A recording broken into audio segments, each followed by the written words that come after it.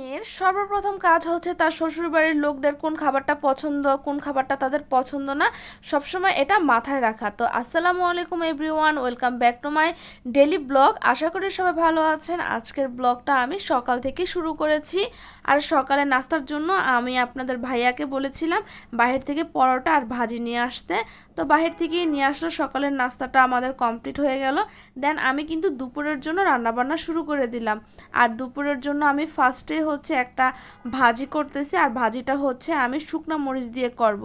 আসলে যার যেরকম ইচ্ছা, অনেকে কাঁচা মরিচ দিয়ে করে এই জালি কুমড়োর ভাজিটা, অনেকে শুকনো মরিচ দিয়ে করে, বাট আমার কিন্তু একটু শুকনো মরিচ দিয়ে খেতে ভালো লাগে। আমি আমার মায়ের হাত থেকে শিখেছি শুকনো মরিচ দিলে একটু ভাজিটা গ্রান ভালো হয়। আমার কিন্তু এই জালি কুমড়োর ভাজিটা অনেক বেশি ফেভারিট। তো কার কার ফেভারিট সেটা কিন্তু জানাবেন। আর এদিক দিয়ে কিন্তু আমি ডালটা আগে সিদ্ধ বসিয়ে রেখেছিলাম। সবচেয়ে বড় কথা কি জানেন, ডালটা যদি আমি আগে থেকে সিদ্ধ করে রাখি তাহলে আমার কাজ অনেকটা কমে যায়, কারণ ডাল সিদ্ধ করতে কিন্তু একটা এক্সট্রা হচ্ছে সময় লাগে। আর এদিক দিয়ে কিন্তু পেঁয়াজটা একটু বেশি ভাজা ভাজা হয়ে গিয়েছিল। তো যাই হোক, আমার কাছে কোনো ব্যাপার না, এটা অনেক সময় হয়ে থাকে। আমরা যেহেতু গৃহিণী, আমাদের ঘরের সব কাজ সামলাতে হবে, সব কিছু বিবেচনা করেই রান্না করতে হবে, আর সবার মন জুগিয়ে কিন্তু চলতে হবে।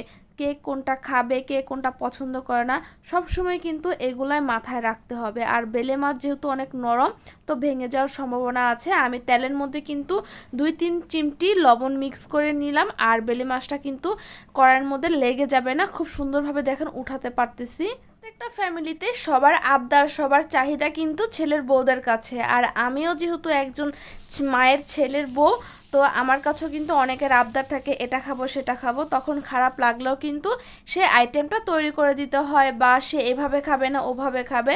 তো সব কিছুই মাথায় রেখে সব রান্নাবান্না করতে হয়। আমরা যেহেতু মেয়েদের কিন্তু সব শিখতে হবে। মূলত আজকে আমি যা রান্না করতেছি সব কিছু কিন্তু আমি গতকালকে রাত্রে কেটে রেখে দিয়েছিলাম। পেঁয়াজ মরিচ, যা যা সবজি রান্না করবো বা যে যে আইটেমগুলো রান্না করবো সব কিছু। আর আমার কাছে কিন্তু আগের দিন রাত্রে যদি আমি সব কিছু রেডি করে রাখি, আমার সকালবেলা রান্না করতে কিন্তু কোনো সমস্যা হয় না। আর আমার অনেক ভালো লাগে, আমার অনেক ঝামেলা কম হয়। অনেক দিন পরে আলু দিয়ে আর বেগুন দিয়ে কিন্তু বেলে মাছটা রান্না করলাম। আর বেলে মাছ কিন্তু সচরাচর দুন্দুল দিয়ে আলু দিয়ে ভালো লাগে। তো যাই হোক, আমার বেলে মাছ রান্না শেষ। আর এদিক দিয়ে আমি কিন্তু ভাতটা বসাই দিব। আর ভাতটা কিন্তু আমি সব রান্নার পরে হচ্ছে বসাই।